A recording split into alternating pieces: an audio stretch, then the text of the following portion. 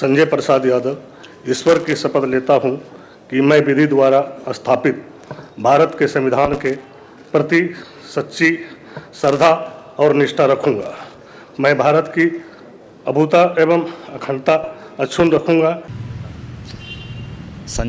यादव जी को मंत्री बनाए जाने पर इसके खुशी में हम संजय प्रसाद यादव जी को पलामू जिला की ओर से बहुत बहुत शुभकामनाएं धन्यवाद देते हैं और पार्टी सुप्रीमो आदरणीय लालू जी को और तेजस्वी प्रसाद यादव जी को बहुत बहुत धन्यवाद शुभकामनाएं देते हैं कि इन्होंने शेर आदमी को मंत्री बनाने का काम किया है। इससे पलामू प्रमंडल के साथ साथ पूरे झारखंड में एक खुशी की लहर है कि पार्टी इनके नेतृत्व में इनको मंत्री बनाए जाने से बहुत ज़्यादा पार्टी डेवलपमेंट करेगी। हम लोग ऐसा महसूस कर रहे हैं। Thank you. लालू, जय तेजस्वी जी, जय झारखंड। कांग्रेस के नेताओं ने राजभवन मार्च के जरिए संसद के बाद अब सड़क में भी अपनी आवाज फिर से बुलंद करने की बात कही है। इस्तीफा दो नरेंद्र मोदी, इस्तीफा दो, इस्तीफा दो, इस्तीफा दो।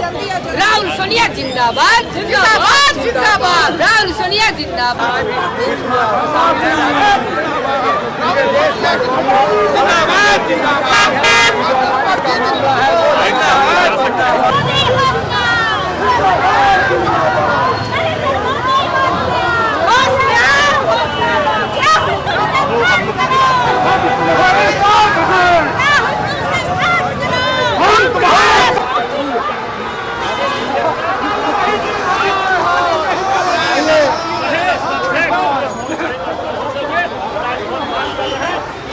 देखिए, गौतम अडानी जो हिंदुस्तान के अरबपति हैं, अमेरिकी सरकार ने 2236 करोड़ रुपए भ्रष्टाचार का आरोप लगाया, साथ ही साथ तथ्य छुपाने का भी आरोप लगाया।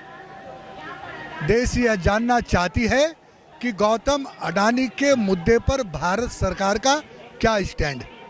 लोकसभा में प्रतिपक्ष के नेता राहुल गांधी जी बार बार यह सवाल पूछ रहे हैं कि गौतम अडानी प्रकरण में जवाब चाहिए, देश जवाब चाहता है।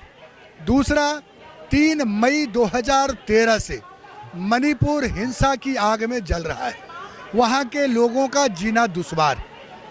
विपक्ष के लोग, हिंदुस्तान के लोग यह मांग कर रहे हैं कि मणिपुर की हिंसा कब रुकेगी। डबल इंजन की सरकार क्यों कोई एक्शन नहीं ले पा रही। प्रधानमंत्री पूरी दुनिया घूमते हैं, चुनाव में जाते हैं, लेकिन मणिपुर न जाते हैं न मणिपुर के लोगों से बात करते हैं। इन्हीं मुद्दों को लेकर आज हिंदुस्तान के कांग्रेसजन सड़कों पर उतरकर आंदोलन कर रहे हैं। झारखंड प्रदेश कांग्रेस कमेटी अपने अध्यक्ष केशव महतो कमलेश जी और विधायक दल नेता प्रदीप यादव जी के नेतृत्व में आज राजभवन मार्च कर रही है और देश की हुकूमत से ये जानना चाहती है कि गौतम अडानी प्रकरण में जो उनका पावर एनर्जी ग्रीन कंपनी के ऊपर में भ्रष्टाचार के आरोप लगे हैं, उसके ऊपर में देश जवाब चाहता है। देखिए, जब देश की संसद चल रही है और संसद में जब हमारी बातों को नहीं सुना जा रहा है तो हमारे पास कोई रास्ता नहीं बचा। हम सड़क पर उतरकर और गौतम अडानी जी के और उनके समूह के जो लोग भ्रष्टाचार में लिप्त पाए गए हैं उनकी गिरफ्तारी की मांग पुरजोर तरीके से कर रहे हैं। हजारों हजार कांग्रेस के कार्यकर्ता आज सड़कों पर उतर चुके हैं और हम ये मांग आगे भी जारी रखेंगे। अब लोकतंत्र की रक्षा के लिए हम निरंतर प्रयास करते रहेंगे।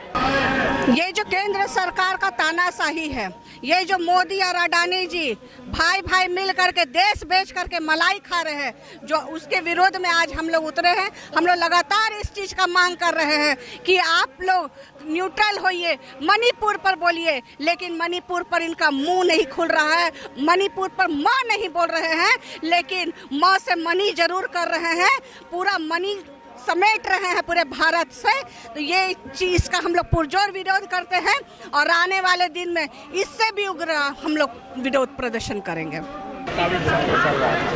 देखिए, जिस तरीके से एक उद्योगपति जो कि हमेशा से दागी रहे हैं, अडानी को लेके लगातार राहुल गांधी जो सवाल उठाते रहे हैं और आज ये बातें सब सत्य हो रही हैं।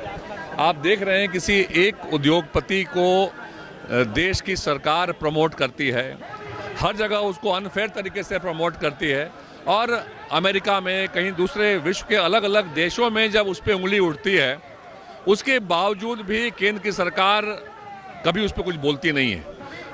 इतनी प्रीमियम एजेंसीज ईडी, सीबीआई जो हैं, जो देश के नागरिकों पे, निर्दोष लोगों पे, हमारे राज्य के मुख्यमंत्री के ऊपर छोड़ दिया गया, तो आज तक अडानी के दफ्तर पे, अडानी के दरवाजे पे क्यों नहीं ईडी, सीबीआई गई? और राहुल गांधी जी की सारी बातें सत्य हो रही हैं जब वो इश्यूज को उठा रहे थे। और आज जब देश की गरिमा की बात है, जब आपके हमारे देश के कोई ऐसा उद्योगपति जो अनफेयर मीन से पूरे विश्व में बदनामी करा रहा है हमारे देश की, तो कहीं ना कहीं एक हमारे देश में भी निष्पक्ष जांच की ज़रूरत है उसके प्रति। मोदी जी लगातार अडानी को प्रोटेक्ट करते हैं और अडानी के सवाल पे आज तक उन्होंने मुंह नहीं खोला है। इसके अलावा मणिपुर के आप देख लें, मणिपुर हमारे देश में जल रहा है लगातार। मोदी जी ने इतनी बातें कही लेकिन आज तक मणिपुर के इशू पे उन्होंने बात नहीं की। तो मुझे लगता है मोदी जी सिर्फ ऐसे सवालों का जवाब देना पसंद करते हैं जिन सवालों को उन्होंने खुद तय किया हुआ होता है। आज कांग्रेस के लोग, अगर हम लोग सड़कों पे उतरे हुए हैं तो हमारे देश की जनता जानना चाहती है। हमारे देश की जनता आप देख रहे हैं कि लगातार मोदी से ये सवाल पूछना चाहती है और हम सारे लोग, हमारे देश के जो नागरिक जो सवाल उठा रहे हैं, हम उसी सवाल को लेकर आज यहाँ पे सड़कों पे उतरे हुए हैं। और ये लड़ाई तब तक जारी रहेगी जब तक मोदी जी इस पे मुंह नहीं खोलते हैं, जब तक अडानी जैसे लोगों पे इंक्वायरी नहीं होती है, जब तक सच से पर्दा उठ नहीं जाता। देश के प्रधानमंत्री ने सबसे शुद्ध बताने वाले व्यक्ति और सबसे भ्रष्ट व्यक्ति को उपराश्रय देकर रखा। अडानी पे पार्लियामेंट पे बहस क्यों नहीं कराना चाहते, ये देश की जनता उनसे पूछना चाहती है।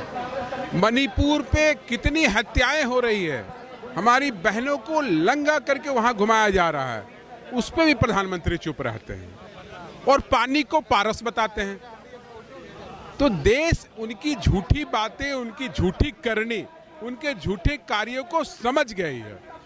हर एक 10 दिन, 15 दिन, 1 महीना में एक नया शगुफा भारत में छोड़ा जाता है और देश की, भारत की जनता को गुमराह किया जाता है। उनकी प्रत्येक बातें आप पूरा उठाकर देख लीजिए, एक भी बात उनका सत्य नहीं होता है। झूठ आधारित भारतीय जनता पार्टी के सर्वोच्च नेता, देश के प्रधानमंत्री मोदी जी से देश की आवाम ये जानना चाहती है कि आखिर अडानी से उनका क्या संबंध है और कितने भ्रष्टाचारियों को उन्होंने जेल भेजा।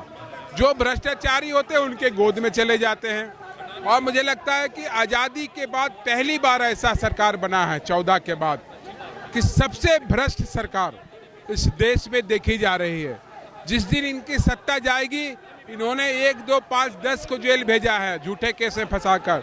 ये पूरे कुनबा भाजपा का जेल के अंदर नजर आएगा। जब टूटती है आस, जब थकती है सांस, जब रूठते हैं अपने, मुंह मोड़ता है जमाना, जब अंगड़ाई लेता है संकल्प, फिर बनती है कहानी, बनते हैं अनमिट निशान। देखिए मेरे साथ संघर्ष की दास्तान।